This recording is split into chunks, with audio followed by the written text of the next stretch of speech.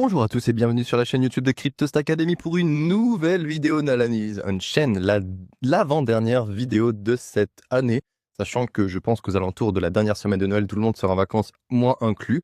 Il y aura une probable vidéo d'ici la semaine prochaine où je vous ferai un récapitulatif de ce qui s'est passé sur l'année 2025.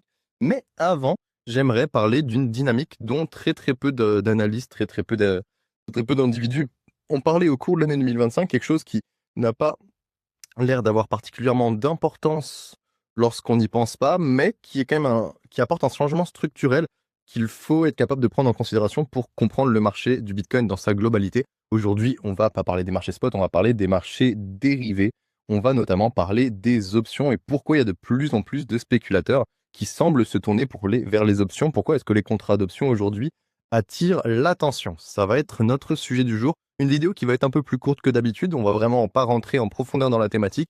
On va gratter un petit peu la surface. Je vais vous montrer un peu qu'est-ce qu'il est capable de voir actuellement.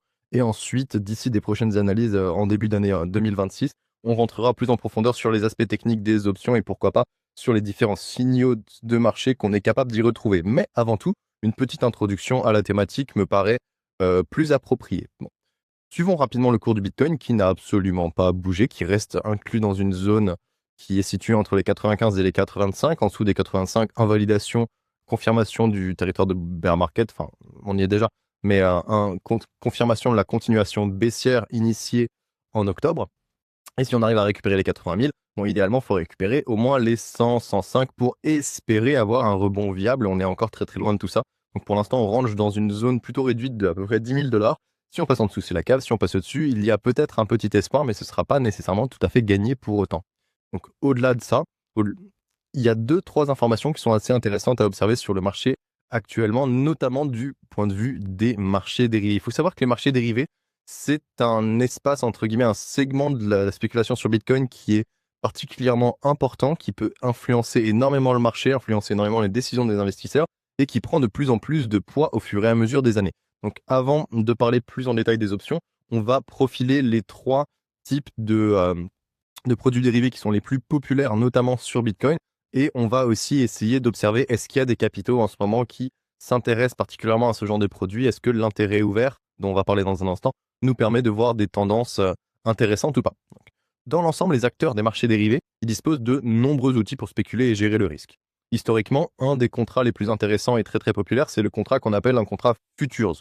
Contrat futures qui permet, notamment grâce aux services de géants tels que Bybit, Binance ou anciennement FTX, eh bien, de spéculer de manière très intéressante sur le cours des crypto-monnaies avec des contrats qui ont une échéance. Les contrats futurs ont une échéance, comme on va le voir avec les contrats perpétuels, à l'inverse, qui n'ont pas d'échéance, donc qui n'ont pas de date d'expiration. On ne va pas rentrer plus que ça dans les détails.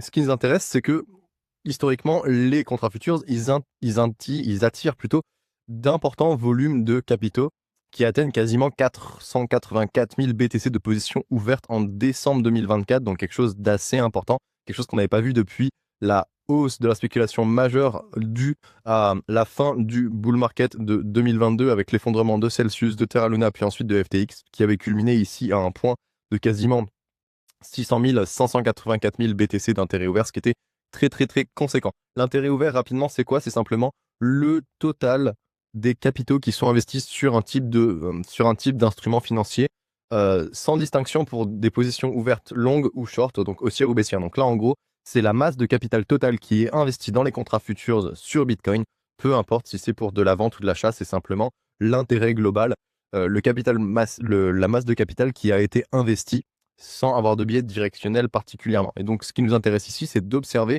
l'évolution de l'intérêt ouvert pour les contrats futurs à travers le temps. Et ce qui se passe, c'est que depuis le pic de spéculation très important qu'on avait eu en décembre 2024, eh bien, le nombre actuellement est en baisse et on peut voir qu'en 2025, on est plutôt aux alentours des 350 000 BTC d'intérêt ouvert.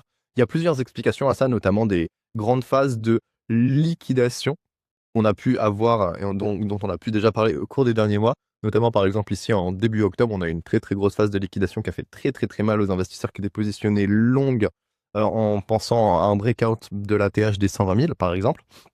Donc, on a pas mal de positions qui ont été liquidées et à ce moment-là, il y a de l'argent qui s'est évaporé de ces marchés. Mais dans l'ensemble, on a l'impression qu'il y a une tendance globale aussi, peut-être d'usage un peu plus réduit des contrats futurs depuis quelques temps. Et donc cette chute, elle s'explique en partie par des événements de liquidation majeurs, mais il est possible que la demande pour ce type d'instrument soit en train de se rediriger ailleurs. Et c'est toute la thématique que j'aimerais aborder dans cette vidéo. Vous allez voir, on a d'autres indices qui nous permettent de potentiellement pointer le doigt vers quelque chose d'intéressant. En ce qui concerne les contrats perpétuels, contrairement aux contrats futurs, ils ne possèdent pas de date d'expiration.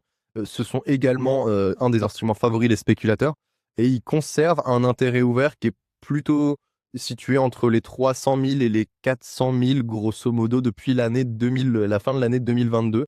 On oscille dans cette espèce de zone, mais on voit qu'on a quand même des mouvements parfois où il y a beaucoup de liquidités, il y a beaucoup de capitaux qui sont investis dans ce type de contrat et ensuite on a une grande débandade, donc des phases de liquidation. Dans l'ensemble, on a un intérêt ouvert qui est plutôt stable sur le moyen long terme par rapport à ce qu'on a pu voir, en vrai, plus ou moins aussi avec les contrats futurs. Mais on voit que depuis là, à peu près un an, en 2025, eh bien, on a quand même moins de capitaux qui ont été investis sur les contrats perpétuels que notamment lors de l'année 2024. L'année 2024, elle a été marquée par une hausse de la spéculation majeure, alors que l'année 2025, finalement, c'est plutôt, on a l'impression, une baisse de l'intérêt ouvert pour ces indicateurs. Mais les valeurs restent quand même stables, ce qui d'ailleurs suggère que les contrats perpétuels restent un des outils privilégiés des investisseurs malgré une chute notable en 2025, comme pour les futures, parce que les contrats perpétuels n'ont pas d'expiration. Du coup, on peut les acheter, on peut les revendre un peu comme on veut. C'est un côté pratique très très intéressant. Maintenant, d'un autre côté, on a les options. Les options qui enregistrent une croissance continue du volume de leur position ouverte, donc intérêt ouvert, en 2024 et 2025, au point de devenir le segment dominant des marchés dérivés en termes de capital investi, comme on va le voir dans un instant. Donc, il faut savoir que les options, autant les contrats futurs et les contrats perpétuels, on a tendance à savoir un peu plus ce que c'est parce que c'est souvent les retail ou les investisseurs particuliers qui vont utiliser ce genre de contrat plutôt, on va dire, simple, alors que les options sont un type de contrat un peu plus sophistiqué, qui sont souvent utilisés pour des stratégies de gestion du risque ou de delta neutral un peu plus élaborées, notamment par des institutionnels. Et donc, les options sont largement utilisées par les institutionnels de la finance traditionnelle pour leur gestion du risque. Et ce mouvement suggère, de mon point de vue, l'arrivée de nouveaux acteurs sur le marché dérivé, avec des institutionnels qui commencent de plus en plus à faire l'usage d'options sur le cours du Bitcoin, ce qui n'était pas nécessairement le cas au cours des années précédentes. On avait déjà eu une première hausse assez importante de l'intérêt ouvert des options entre février 2022 et mars 2023. On avait déjà eu une première vague de croissance, ensuite ça s'est stabilisé. Mais là, en 2025, clairement, on a un intérêt ouvert sur les options qui est très très intéressant. Et là où les investisseurs particuliers, comme je vous l'expliquais, ils usent plutôt des positions, des contrats futurs et perpétuels plutôt simples, les investisseurs institutionnels, eux, ils se couvrent avec des stratégies très intéressantes, très sophistiquées, et qui n'utilisent pas simplement des positions sur les contrats futurs, mais des options avec des dates d'expiration et des prix bien définis. J'ai mis une petite note, si ça vous paraît abstrait, une option, c'est un simple contrat financier qui donne à son détenteur le droit, pas nécessairement l'obligation, mais vraiment le droit d'acheter ou de vendre un actif défini à un prix déterminé, donc ce qui appelle le prix d'exercice, à une date spécifique avant la date d'expiration. C'est simplement une option, par exemple, je vois le BTC à 100 000, j'ai l'impression qu'il va monter. Je dis, moi, je décide d'acheter une option pour acheter du BTC à 110 000 dans 6 mois. Et si le BTC, il a monté à plus de 110 000, si par exemple, il est monté à 120 000 ou à 130 000, moi, j'ai quand même le droit de l'acheter à 110 000.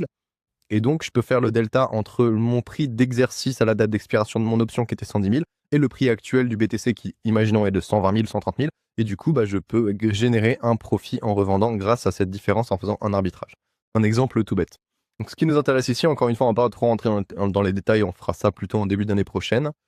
Ce qui nous intéresse, c'est surtout la relation ici qu'il y a entre les différents intérêts ouverts des contrats et des différentes instruments financiers de marché dérivés sur Bitcoin. Cette fois-ci, j'ai ajouté à l'intérêt ouvert des marchés futurs, l'intérêt ouvert du Chicago Mercantile Exchange, donc le CME, qui est aussi un marché futurs sur Bitcoin, mais j'en avais pas parlé précédemment. Donc en gros, en bleu, on a les marchés perpétuels, en rouge, on a les marchés futurs, et en vert, on a les marchés options. Et la majorité du temps, il y a plus de capital qui circule dans les marchés futurs, mais depuis peu de temps, la masse de capital qui a été investie dans les options dépasse celle des marchés futurs. Pour la première fois depuis 2023 d'ailleurs, en trônant aux alentours des 650 000 BTC d'intérêt ouvert, ce qui signale, de mon point de vue, une préférence claire de certains opérateurs pour ce type d'instruments financiers. Qui sont les opérateurs historiquement qui aiment bien ce genre d'instruments? Ce sont les institutionnels. Donc autant on a sur les marchés spot des institutionnels qui commencent à s'exposer au BTC, notamment grâce aux ETF Bitcoin Spot, à l'IBIT ou à d'autres choses.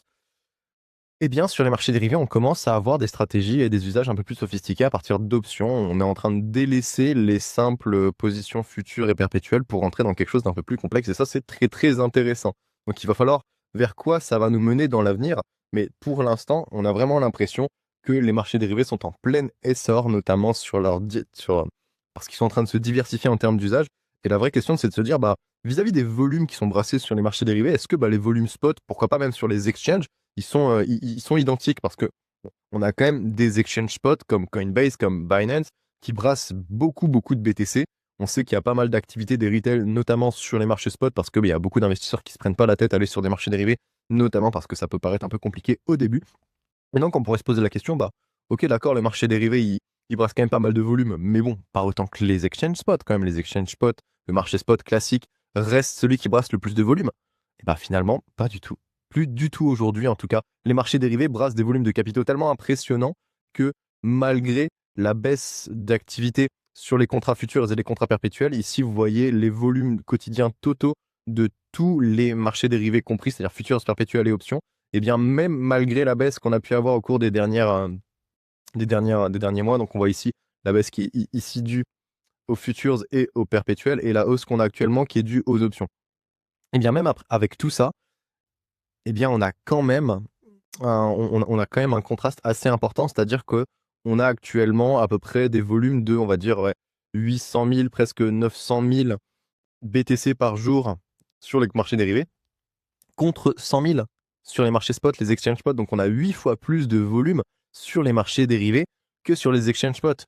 Le problème étant que sur les exchange spots, normalement, c'est censé être des vrais bitcoins, alors que sur les marchés dérivés, c'est clairement du bitcoin papier. Donc ça nous montre clairement qu'il existe aujourd'hui plus de bitcoin papier, donc de positions financières qui ne sont pas reliées à la valeur réelle du bitcoin, mais simplement à sa valeur spéculative, que de bitcoin réellement détenus sur les exchanges. Et ça, c'est un phénomène qui peut être interprété comme un signe à la fois de maturation du marché du bitcoin, parce que ça ouvre le marché aux capitaux, à de nouveaux flux de capitaux et à des nouvelles méthodes d'investissement. Mais ça dépasse totalement les limites aussi du marché spot, dans le sens où on se retrouve avec plus de BTC en existence dans des produits financiers que de BTC qui n'existent réellement sur la blockchain. Et ça, ça crée ce qu'on appelle des BTC papier, et donc des faux, entre guillemets, BTC, ou simplement des BTC titrisés qui circulent un peu à droite à gauche, alors qu'ils sont liés à aucun BTC en réalité. Et ça, ça peut créer une forme de surplus de l'offre, une forme pas nécessairement d'inflation au sens propre du terme, parce que c'est pas ça vraiment l'idée, mais ça peut créer un surplus d'offres artificielles qui n'est pas nécessairement très très sain pour le marché de mon point de vue. Il est quand même intéressant de noter que l'essor des marchés dérivés, notamment en termes de volume quotidien, il s'est fait ressentir dès le début de l'année 2023. Avant ça, c'était les marchés spot qui dominaient, hein, comme vous pouvez le voir ici. Les marchés spot brassaient quand même des beaux volumes avant, mais on a un essor des marchés dérivés en 2023, 2024, qui termine en fin 2024 et qui ralentit en 2025, mais qui reste quand même 8 fois plus élevé en termes de volume que les marchés spot. Et ça nous montre qu'il y a quand même quelque chose d'assez important qui est en train de se passer en sous-strate, quelque chose auquel pas beaucoup de personnes font attention en ce moment, et le bull market actuel a vraiment enregistré un changement structurel majeur au sein de ces marchés dérivés. Et donc, autant je vais en rester là aujourd'hui, parce que je voulais vraiment simplement faire ce constat et vous mettre un petit peu la puce à l'oreille, autant à l'avenir, on va se plonger davantage dans les analyses des signaux qui sont offerts par les marchés dérivés, notamment sur le plan des marchés options, parce que ça recèle énormément d'informations sur le comportement des capitaux institutionnels et potentiellement sur l'évolution des dynamiques de prix de Bitcoin. Voilà qui fait le tour de ce que je voulais vous présenter. J'espère que cette petite analyse vous a plu. On va faire le petit récap comme d'habitude. Donc en 2025, l'intérêt pour les options a atteint un niveau inédit avec une tendance haussière claire de son intérêt ouvert qui contraste les chutes des intérêts ouverts des contrats futurs et perpétuels. La masse de capital qui a été investie dans les options dépasse définitivement celle des futures pour la première fois depuis 2023, entraînant à près de 650 000 BTC d'intérêt ouvert.